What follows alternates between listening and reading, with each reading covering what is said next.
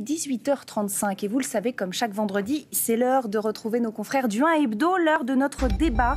Et cette question aujourd'hui, comment reprendre le contrôle de nos vies? C'est tout un programme dont on va parler avec nos invités sur ce plateau. Laurence de Villers, bonsoir. Bonsoir. Vous êtes agrégée en philosophie, enseignante à l'université Panthéon-Sorbonne et autrice du livre « Être quelqu'un de bien ». Avec nous, en direct connecté, Isabelle Métainier, bonsoir à vous. Vous êtes psychologue, vous êtes aussi autrice du livre suivant. Et si c'était la fatigue mentale, là aussi tout un programme et on y reviendra. Et puis la parole citoyenne incarnée ce soir dans le 18-20 par Céline Châtelard. Bonsoir Céline. Vous êtes, vous, assistante de vie pour personnes handicapées et touchées par Alzheimer. Vous êtes à Fréjus, dans le Var, et vous nous direz dans un instant votre quotidien, comment vous le vivez, ce que vous souhaiteriez, peut-être pour l'année 2022, améliorer quelques petites choses du quotidien. Vous nous en parlerez dans un instant. Mais avant de tout vous entendre, on va donner la parole à Julien Bisson. Bonsoir Julien. Bonsoir Lucie. Rédacteur en chef du 1 Hebdo, reprendre le contrôle de nos vies. Julien, c'est tout un programme, toute une résolution pour 2022 ? Oui, une résolution à la hauteur du défi qui nous est proposé depuis bientôt 2 ans. 2 ans d'épidémie, de restrictions, d'interdictions, de prévention. Selon une récente étude de la Fondation Jean Jaurès, lorsqu'on les interroge sur leur état d'esprit actuel, les Français placent la fatigue tout en haut de leur sentiment. Fatigue de l'épidémie, dis donc, mais aussi fatigue physique, émotionnelle, politique, sensation d'épuisement ou de lassitude, dont les racines sont peut-être à trouver ailleurs que chez ce satané virus qui, comme souvent, agit moins comme déclencheur que comme révélateur. D'où ce numéro du 1 Hebdo pour nous aider à comprendre ce qui nous empoisonne la vie, que ce soit les emplois du temps surchargés, les injonctions à la performance, à la rentabilité, le règne des écrans, de la vie numérique, bref, autant de facteurs pour mieux comprendre et pour mieux surtout reprendre le contrôle de nos vies et sortir enfin du désarroi contemporain. Et forcément, j'ai envie de poser ma première question à Céline Châtelard. Céline, c'est une question classique, mais qui peut avoir un sens très profond. Comment ça va? Est-ce que vous tenez le coup au quotidien? Est-ce que vous ressentez de la fatigue, de la lassitude, comme vient d'en parler Julien? À vrai dire, après 2 ans de pandémie, évidemment qu'il y a de la fatigue, mais le travail que je fais m'oblige à passer au-delà de ça. Bien évidemment, parce que si moi j'arrive trop fatiguée, mes patients n'y vont pas. Donc il faut essayer de faire en sorte au quotidien de pouvoir se ressourcer sainement et surtout intellectuellement et psychologiquement pour pouvoir travailler au mieux et leur apporter tout le bien-être dont ils ont grandement besoin. Voilà. Alors Isabelle Métainier, vous avez écouté comme nous Céline, cette fatigue, quelle forme prend-elle? Est-ce que c'est l'esprit encombré? Comment est-ce que vous comprenez les fatigues que peuvent ressentir Céline et beaucoup de nos concitoyens? En fait, en écoutant Céline, je me disais qu'elle parlait de se ressourcer. Et c'est vrai que dans notre monde hyper connecté, hyper accéléré, hyper stressant, on ne prend pas le temps de ralentir déjà, ce qui créerait une bonne ressource personnelle. Mais en fait, on est aussi à la course à la ressource, c'est-à-dire les 3 règles pour réussir sa vie, les fabuleux secrets pour pouvoir être en forme. Et en fait, tout ça, ça encombre encore plus notre cerveau. Et je dirais que peut-être ce qu'il faudrait apprendre et comprendre, c'est qu'effectivement, se ressourcer, c'est parfois juste ralentir, ne rien faire, chose qu'on ne sait plus faire, ne rien faire. Mais ne rien faire et ralentir pour combattre une fatigue physique et ou psychologique, Laurence de Villers, est-ce que c'est un programme individuel ou un programme collectif? Est-ce que finalement, on n'est pas un peu tous dans le même bateau à ce niveau-là? Le programme ne peut être individuel que si on décide collectivement aussi de changer les choses. Ce qui est très frappant, c'est que on n'a jamais autant aspiré au loisir, au temps libre, et je crois qu'on n'a jamais autant détesté et le temps et la liberté. Et alors le temps libre, c'est encore pire. Mais ça paraît contradictoire. Ça paraît contradictoire. Vous allez me dire, c'est pas vrai, on manque de temps, on a l'impression qu'on n'a jamais assez de temps, on est débordé. Mais quand on a du temps, en fait, on veut tout de suite en faire quelque chose. C'est-à-dire qu'on a, on a un rapport au temps, me semble-t-il, comme si le temps était un espace, une case à remplir absolument. Une assiette, un bocal, un contenant qu'il faut absolument remplir. Donc en fait, quand on a du temps, on veut en faire quelque chose. Moi, je prônerais la discipline qui est d'apprendre à ne rien faire. Même se ressourcer, je pense que c'est dangereux. Dans le sens où on va chercher à faire quelque chose. Avec toutes les injonctions qui pèsent sur nous... Mais donc, si se ressourcer, ça veut dire ne rien faire et s'installer dans son canapé ou prendre son temps, là, c'est bon. Si, par exemple, c'est se planifier des activités, là, vous nous dites, faut ralentir aussi. Se planifier des méditations, se planifier des moments où il faut être en pleine conscience, le mot qui ne va pas, c'est planifier. C'est-à-dire qu'on ne cesse... Vous savez, ce qui me frappe, c'est que on est de moins en moins heureux au travail. Donc, on voudrait désengorger notre vie du travail et en même temps, on ne cesse de mettre du travail là où il ne devrait pas être. Tout le monde est devenu auto-entrepreneur. J'ai l'impression parfois qu'on me demande de faire de ma vie une petite entreprise. Et puis, quand je suis malheureuse, on me dit qu'il faut que je fasse le travail du deuil, qu'il faut que je travaille sur moi.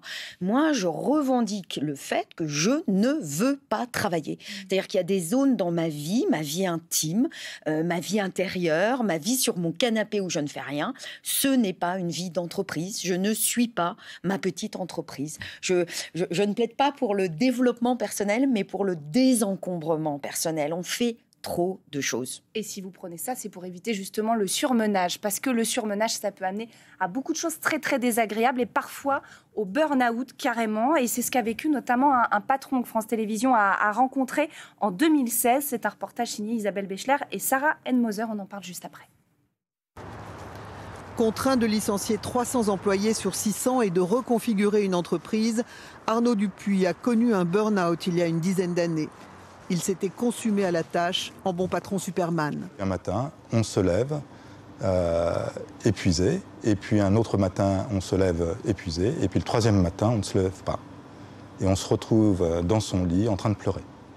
Si Arnaud Dupuis en est arrivé là, c'est qu'il n'avait pas pris en compte les signes avant-coureurs du burn-out. Du Superman, le stress, on le sent.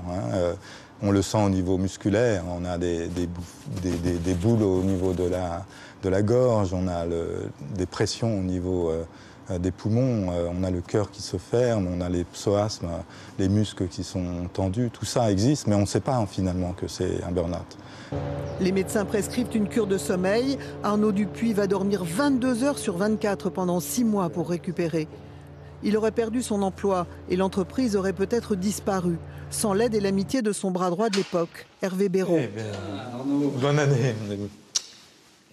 Bonne année, ça fait vraiment plaisir de te voir. Il le retrouve aujourd'hui pour visiter ses nouveaux locaux. Retour sur le burn-out. Il y a beaucoup de bateaux. Comme nous habitons à proximité, je passe le voir et puis je me rends compte qu'effectivement c'est extrêmement bouleversant. Extrêmement grave. Je suis devant quelqu'un qui est éteint. Il n'y a plus de regard, il n'y a plus d'énergie. Donc il est en fuite. Je veux pas qu'on sache que je fais une dépression, un burn-out. Il faut trouver autre chose. On va dire que j'ai fait une mononucléose. Heureusement, son ami, avec bienveillance, a quasiment fait son travail pendant son congé maladie. Isabelle Métainier, vous avez écouté comme nous cette expérience. Ça veut dire que quand on voit ce reportage, que la fatigue, cette fatigue collective ou individuelle, elle ne date pas de la pandémie. Est-ce que là-dessus, la pandémie a joué un rôle aggravant ou est-ce qu'il y avait des choses qui étaient là bien avant et qui se sont révélées depuis 2 ans ?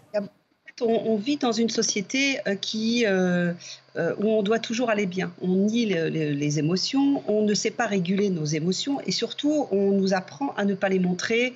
Il faut être fort, il faut assumer, il faut prendre ses responsabilités, il faut s'organiser. En tout cas, c'est ce qu'on dit au travail. Si quelqu'un, moi je l'entends tous les jours, quelqu'un me dit j'ai dit à mon patron que j'étais fatiguée, que j'y arrivais pas. Il y a quand même 3 postes en moins, j'essaye de tenir.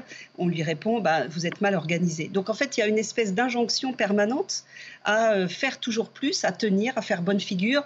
Donc on a appris à nier nos émotions, on ne sait pas les réguler. Et en plus, on se situe dans une espèce de notion de perception du temps où il faut faire comme disait Madame, il faut faire les choses. On est dans chronos. C'est-à-dire, avant, les Grecs, il y avait trois notions du temps que je trouve intéressantes. Il y a le chronos, donc c'est le temps chronologique, c'est le temps qu'on connaît. Je vais être en retard à la réunion, j'ai ça à faire dans un temps donné. Ça, c'est chronos. Mais on a l'impression que tout doit tenir dans chronos. Or, en fait, il y a une autre notion du temps qui est aion. Aion, c'est le temps des saisons, c'est le temps de l'intériorité, le temps du deuil. Par exemple, j'ai une personne récemment qui a perdu son père il y a 1 an et qui est venue me voir parce qu'elle va toujours très mal en pensant à son père. Et en fait, 1 an auparavant, quand elle venait de perdre son père, elle était fatiguée, donc ça c'est normal, parce qu'elle a repris le travail très vite. Et elle a été voir son médecin généraliste qui lui a donné des antidépresseurs. Au bout d'1 an d'antidépresseurs, en fait, quand elle veut les arrêter, et quand elle les arrête, elle se remet à pleurer, le deuil n'est pas fait. Donc ça, c'est ce temps du deuil où on ne peut pas vouloir l'accélérer, on est obligé de le traverser, de l'accepter. Et donc, il y a toute cette intériorité qui est en nous, on a perdu le contact avec notre intériorité, et donc on est dans une espèce d'illusion de course, et on est sans arrêt en train de courir, et ça nous épuise, parce que, bien sûr, au bout d'un moment, on est fatigué physiquement aussi, et puis on n'arrête pas de penser, et comme disait Madame, la méditation, moi je suis une adepte, bien sûr, de la méditation, de pleine conscience, mais là aussi, attention, si on se dit « il faut que je médite », ça ne marche pas. En fait, à un moment donné, c'est retrouver du bon sens avec son corps, du bon sens avec soi, cultiver son intériorité, accepter le silence, accepter qu'un deuil, ça prend du temps, et lâcher prise, on ne sait pas. On ne sait pas. La dernière dimension du temps, c'est kairos, le bon moment. Parfois, c'est le bon moment pour faire ceci ou cela, et le faire avant, c'est trop tôt, et le faire après, c'est trop tard. Et il n'y a pas de recette, et on vit dans un monde où on essaye de tout prévoir, de contrôler, de prédire. Et il y a des choses qui ne se prévoient pas, qui ne se contrôlent pas. Ça va nous faire réfléchir toute la soirée, j'ai envie de vous dire. Céline Chatelaar, vous écoutez ces échanges depuis tout à l'heure. Vous êtes notre observatrice citoyenne. Ce soir, vous avez des journées extrêmement remplies. Vous êtes assistante de vie pour personnes handicapées, je le rappelle. Qu'est-ce que vous faites quand vous avez du temps libre? Est-ce que vous réussissez, comme on vient d'en parler, à lâcher prise, à parfois simplement ne rien faire, ou est-ce qu'au contraire, vous prévoyez des activités? Alors, en fait, j'arrive pas à trouver du temps libre, je m'impose du temps libre. Et c'est strictement nécessaire à l'équilibre pour pouvoir travailler correctement tout au long de la semaine. Mais même le soir, en sortant du travail, rien ne m'empêche, si la journée a été compliquée, de m'octroyer le temps d'aller à la plage. Je suis à Fréjus, je vais observer le coucher du soleil, ou d'aller le matin voir le lever du soleil, peu importe. Néanmoins, je crois qu'il faut que on prenne conscience qu'on a tous le droit de prendre son temps, et que c'est cette autorisation qu'on se donne qui fait qu'on arrive à être mieux au quotidien. Mais on peut aussi s'octroyer le droit d'aller s'aérer ailleurs que chez soi, ou que tout près de chez soi. Moi, je vais vous dire, depuis 1 an, je monte très régulièrement les week-ends dans la Roya. Vous n'êtes pas sans savoir qu'ils ont été sinistrés. Et en fait, le fait d'aller aider les sinistrés dans la Roya avec l'association dans laquelle je fais partie me permet à moi de me ressourcer, parce que en fait, il y a une chose dont personne ne parle, c'est que le fait de faire du bien aux autres nous fait du bien à nous aussi. Et du coup, on arrive à retrouver un équilibre du fait qu'on aide les gens et du fait qu'on soit dans la nature, parce qu'on réapprend à vivre beaucoup plus sainement que ce qu'on ne fait au quotidien dans le monde du travail. Et on apprend de nouveau à prendre le temps. Donc du coup, je n'ai pas besoin de dire j'ai besoin de temps, je me l'octroie. Et c'est ça qui fait que ça va. Laurence de Villers, vous écoutez avec nous Céline. Ce qu'elle nous dit aussi, c'est que ce temps libre, il faut pouvoir le faire pour soi, et pas simplement dans une idée de rentabilité en se disant mais il faut que je me sens coupable si je ne fais pas quelque chose de productif de ce temps-là. Même l'expression, vous avez trouvé que je suis scrupuleuse sur les termes, mais même l'expression du temps pour soi, moi déjà ça m'effraie. C'est-à-dire que voilà, on est vendredi soir, donc pendant 48 heures, samedi, dimanche, il faut absolument que je vive. C'est comme si du lundi au vendredi, j'avais pas vraiment vécu. Là, j'ai enfin du temps pour moi et avant même de commencer, mon week-end est déjà saturé. Mais ça peut être le cas en même temps quand on a des semaines extrêmement remplies, si le travail prend trop de place, si, je ne sais pas, les transports prennent trop de place, par exemple. Je suis complètement d'accord. Enfin, on peut faire le lien du coup entre ce temps-là et ce fameux temps. Je suis d'accord. On ne peut pas se permettre un angélisme dans nos vies. C'est-à-dire que nous ne sommes pas tous en contact avec la nature. On est plutôt en contact avec le métro qu'avec la nature. Donc, je ne prône pas cette naïveté qui ferait que la vie est facile, on peut s'octroyer du temps. Mais en fait, le temps pour soi, ça devrait être le seul temps qu'on connaisse. Le temps, il est à moi. Alors évidemment, on me le prend. Mon employeur me le prend, mes amis me le prennent, ma copine qui me raconte sa vie, etc. Les transports me prennent de mon temps. Mais je pense il y a un mouvement révolutionnaire à faire, c'est se réapproprier son temps. Le temps est le mien. Le temps pour soi, ça devrait être tous les jours. En ce moment, je vous parle. Je savoure ce temps pour moi, avec vous. Je suis ravie de l'apprendre. Isabelle Métainier, il se trouve que nous sommes très nombreux à connaître du télétravail en ce moment. Le télétravail a été présenté comme le fait d'avoir plus de temps, justement, de pouvoir mieux l'organiser, pouvoir être maître de son agenda. Est-ce que c'est salvateur, ce télétravail, ou est-ce qu'au contraire, ça rajoute des difficultés supplémentaires ? Alors déjà, ça en rajoute d'un point de vue physique. Il y a plus de problèmes au niveau des cervicales, par exemple, parce que les gens sont moins bien installés dans leur poste de travail. Donc déjà, ça, c'est un problème. Après, en fait, si on n'y a pas réfléchi, vous voyez, moi, je suis en libéral. Donc quand on est en libéral, on a une vision de son travail qui est intégrée à la vie. Et donc, même le temps de repos est intégré dans le temps en général. C'est-à-dire que moi, quand je gagne ma vie, c'est quand je travaille. Quand je ne fais rien, je ne gagne pas. Mais ce n'est pas tout à fait vrai. Parce que le temps où je ne fais rien, en fait, je crée, je réfléchis, je me détends. Et cette détente, elle va participer à ma vitalité future pour mon travail. Quand on est salarié et que d'un seul coup, on est plongé dans le télétravail, on n'a pas du tout cette notion du temps. On ne voit pas les choses de la même façon, c'est-à-dire qu'on est dans le temps rentable. Donc, je dois donner X heures à mon employeur et je dois donner de mon temps. Et on n'a plus du tout, vous voyez, les choses, les repères se brouillent et on peut au contraire s'épuiser parce que on va culpabiliser, on est un peu brouillé, on n'a pas les mêmes repères. Ça veut dire du coup qu'il faut être un petit peu sur ses gardes. Alors, puisqu'on parle de temps, et je suis désolée de vous l'annoncer, mais on a un temps imparti pour discuter ensemble ce soir. Il nous reste très peu de temps, mais on va vous faire réagir quand même à une petite rengaine de chaque début d'année, faire des résolutions, par exemple. On va en écouter quelques-unes et on va en parler juste après. Ce matin, un grand footing. Hier soir, peu d'alcool. Mais bon, on est là quand même pour fêter la nouvelle année. De la réussite dans les études, déjà. Parce que c'est pas ça en ce moment. Bon, on dit on va faire ça, puis on ne les fait pas. Donc ça sert strictement à rien d'avoir des résolutions. Surtout tout bon pour... Notre bébé. Oui. Félicitations. Merci beaucoup. Moi j'ai un petit bout de 3 ans, donc j'aimerais bien l'emmener partout où moi j'allais quand j'avais 3 ans. Ça sera l'année que nous devons nous marier. En fin d'année c'est la retraite, donc on va passer l'année à la préparer, voilà. Bon, Céline, est-ce que vous êtes plutôt du genre à faire des résolutions en chaque début d'année ou pas trop ? Non, pas du tout. Pourquoi ça vous angoisse ? Non, pas du tout. En fait, j'essaye de savourer au mieux la vie.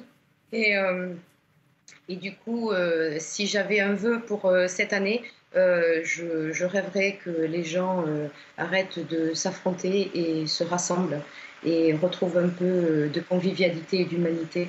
Ça serait bien, ce serait beaucoup plus... On ne peut que partager, j'ai envie de vous dire, Céline, Julien. Isabelle Métainier, et vous, est-ce que vous avez une bonne résolution ? Est-ce que c'est important de prendre des résolutions ? Alors, moi, je pense que c'est comme le temps, en fait, c'est comme... c'est de prendre des résolutions pour les 10 années à venir ou pour sa vie en général. Et l'année qui vient n'est qu'une sous-partie de cette vie globale qui est devant nous. Et donc, la vraie résolution, elle est à réactualiser chaque année. C'est qu'est-ce que je veux faire de ma vie? Est-ce que là où je suis bien? Est-ce que ça a du sens, ce que je fais? Est-ce que je suis heureuse dans mon couple, avec mes enfants? Est-ce que les choses s'alignent dans ma vie comme je le souhaite? Et du coup, se poser ce genre de questions amène à une réflexion concrète aussi sur son quotidien. Si on veut prendre du temps pour ses enfants, c'est pas juste au mois de janvier, vous voyez, c'est globalement, et comment on fait si on est surchargé. Donc ça amène à une réflexion sur son travail, etc. Mais il faut prendre, si j'ose dire, du temps pour réfléchir à ces résolutions. Laurence de Villers, est-ce que vous êtes d'accord avec ça? Alors, moi, ça m'angoisse. De réfléchir à votre vie au sens large? Ah oui, de réfléchir à ma vie dans 10 ans. J'ai même du mal à réserver des billets de train pour dans une semaine. Moi, je fais quelque chose que j'ai emprunté à la télévision, qui est le bêtisier. Donc, je fais le bêtisier de mon année.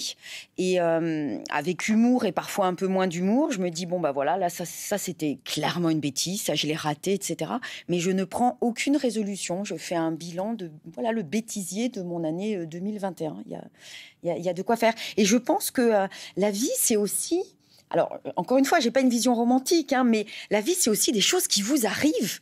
Donc, si j'ai un rapport à la vie qui ressemble à un bilan comptable, ma vie va être triste parce que je causerai juste les casses. Je dirais, ça c'est fait, ça je l'ai eu. Moi, je pense que c'est aussi... La vie est en fait plus difficile et plus riche qu'on imagine et qu'on l'a prévu. Donc, dans 10 ans, moi, je ne veux pas faire de rapport comptable. Je verrai ce qui m'arrivera ce soir ou demain. Le lâcher-prise, le bêtisier, je retiens, ça peut être une bonne solution que je vais peut-être tester d'ici la fin de l'année. Julien, le mot de la semaine, pour terminer. Et oui, le mot de la semaine, c'est empouvoirment. Alors, empouvoirment, c'est un mot un peu barbare, traduction française du terme anglais empowerment. C'est un concept un peu compliqué qu'on pourrait définir comme l'idée que les individus sont capables de prendre le contrôle de leur vie, de se responsabiliser, de s'autonomiser pour améliorer leurs conditions sociales, économiques ou politiques. Alors c'est un mot qui est très en vogue, notamment dans les luttes collectives de la part de certains groupes, de certaines minorités, mais ça devient également un mot en vogue au niveau individuel. Et c'est là, en réalité, où le bas blesse, parce qu'à force de vanter l'empouvoirment, de se rêver en homme et en femme puissante, eh bien on peut finir par ajouter une nouvelle injonction à toute la litanie de celles qu'on a déjà évoquées tout au long de cette émission. Parce que en réalité, si n'importe qui peut être puissant, alors pourquoi pas moi? Pourquoi est-ce que je n'y arriverai pas? Résultat, le travail d'émancipation repose sur l'individu et plus sur le collectif, et ça peut se révéler tout à fait culpabilisant et donc, en réalité, ajouter à notre sentiment d'impuissance. L'empouvoirment, donc, pourquoi pas, mais à petite dose. Avec modération. En tout cas, on a toutes les clés ce soir pour se sentir mieux. J'espère que ça vous aura aidé aussi. Merci beaucoup, Julien. On se retrouve la semaine prochaine. Merci à nos invités, Laurence de Villers, qui était avec nous sur ce plateau, et Isabelle Métainier, qui était en direct. Et évidemment, merci aussi beaucoup à Céline Châtelard, notre voix citoyenne du 18-20 ce soir.